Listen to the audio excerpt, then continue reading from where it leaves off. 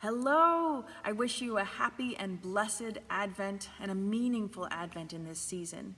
And in that vein of meaningfulness, I wanted to highlight a resource that is available here on our webpage each day.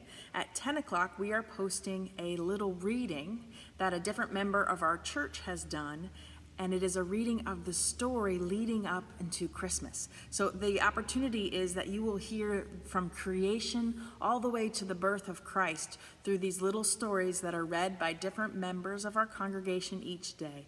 And those will post podcast style at 10 a.m. every day up through Christmas on December 25th. So we hope that you will join us in listening to those stories and enjoying learning more about the story of Jesus as we travel from Jesus the Word and through God's story all the way to Jesus' birth in Bethlehem and the coming of Jesus, God who is with us, Emmanuel, as we celebrate that Christmas season. Now, for those of you who might want to go a little bit deeper, I have some other resources I wanted to lift up and highlight for you. These are books that you can find on Amazon or in your local bookstore, or wherever it is that you like to buy books.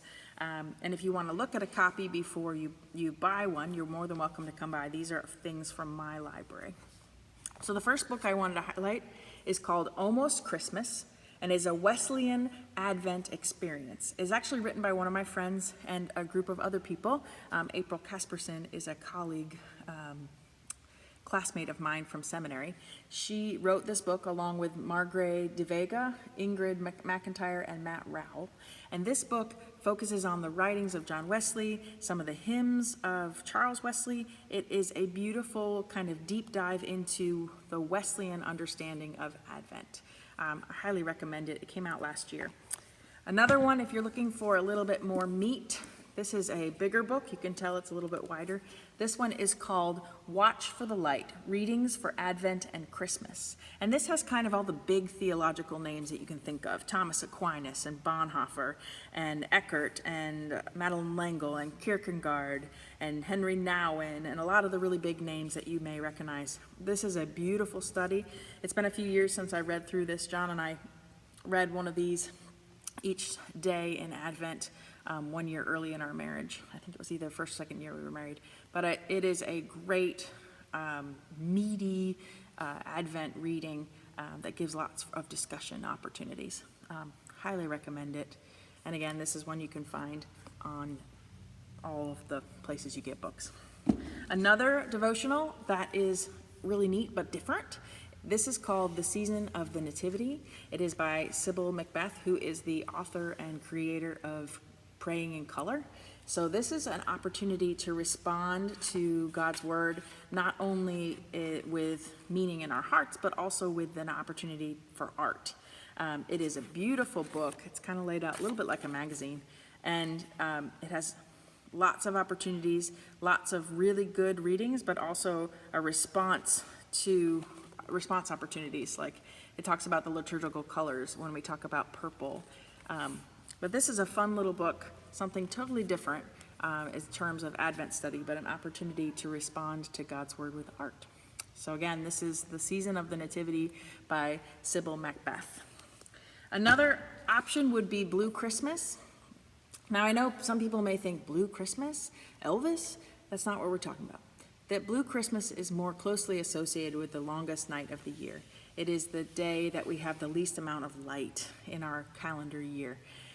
And this idea is that sometimes for us, Christmas isn't always happy, that this season isn't always easy. And this devotional and the longest night service or the Blue Christmas service acknowledges that reality. And these devotionals are beautiful. If you've ever been to a Blue Christmas service, you may recognize some of these words, but the devotions of light in a season of darkness. This is Blue Christmas by Todd Outcalt. Forgive me for saying that wrong. But I highly recommend this devotional. It is not super big, but it is meaningful, and it acknowledges sometimes the reality of the season. Two more. I know I'm good at giving too many resources, but I like books, and I want to offer a variety of opportunities for folks. So this one is from Jen Hatmaker. This is called 7 Days of Christmas, A Season of Generosity. Jen wrote a book called Seven, which is about sort of reducing. They reduced their stuff. They wore 7 different outfits over the course of a month, and that was all they had. They reduced down to 7 different foods and ate that for a month, and she was kind of extreme. But out of that, she came this idea of, what does it mean to do Christmas without all the consumerism? What does it mean to do Christmas with generosity? And what does it mean to do Christmas in a way that's simple? So this is a great read. It came out last year from Jen Hatmaker. And then the last one is from Sarah Bessey. Sarah Bessey is a Canadian author and theologian, and she wrote this, I guess pamphlet is not quite the right word, but you can download it from her webpage. It's $10 at sarahbessey.com. It's called Waiting, Accepting, Journeying, and Birthing. And this is actually the devotion I'm using this year. And the nice thing about it is it has 1 reading per week. So it's a little bit lighter, which I figured in this season of senior pastoring and having littles was a good choice for me. But this idea of waiting, accepting, journeying, and birthing comes from the Carmelite nuns and their tradition. This idea that we spend time during Advent waiting, which our sermon series has been about waiting well, waiting worthily. And then we're going to journey into accepting, and then journeying, and then birthing. And the metaphor follows the journey of Mary and her pregnancy as well. But the topic is handled really well, so if that is a triggering topic for you, I would not shy away from this. Sarah does a really good job of acknowledging the pain that can be a part of birth, but also the joy as well. And she does a good job of not leaving out people who that hasn't been an opportunity for. So it's just a really beautiful, different way than our usual hope, love, joy, and peace, our usual way of looking at Advent. This is a different one too.